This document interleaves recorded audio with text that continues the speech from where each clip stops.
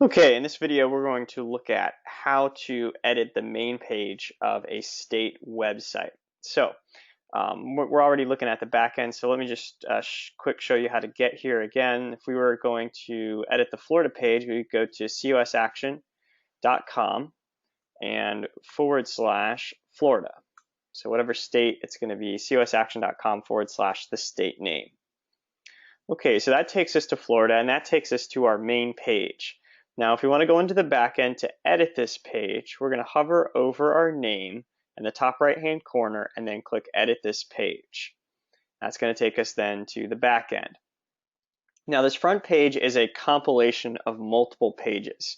It pulls information from several different subpages that are created within this website and the pages that are associated with the Florida website.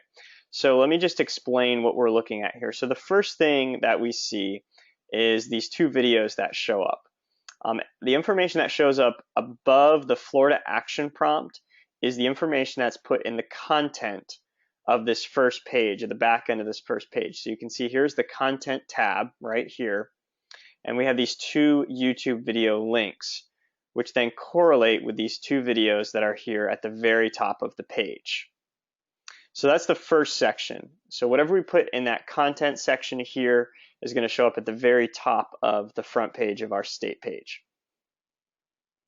Next, we see the Florida Action Prompt section. So if we go to the subpages of that first page, you'll see a subpage that's named Florida Action Prompt. Let's open that one up. So I open that up in a new tab, and we can go to the content here, and we can see the content of what shows up there in the action prompt. So here's our content of the action prompt.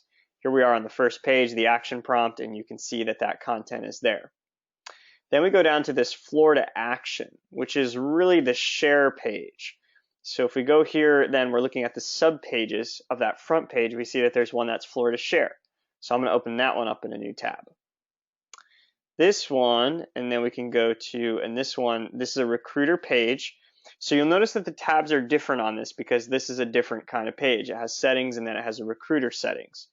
So if you go to the recruiter settings and then go to the subsection intro, that's going to give us the text that shows up here on the front page. So you can see your voice is important, and then there's that section, your voice is important. So again, I know I went through that kind of quickly, but what I did is I went to the front page, the back end, and then the subpages section.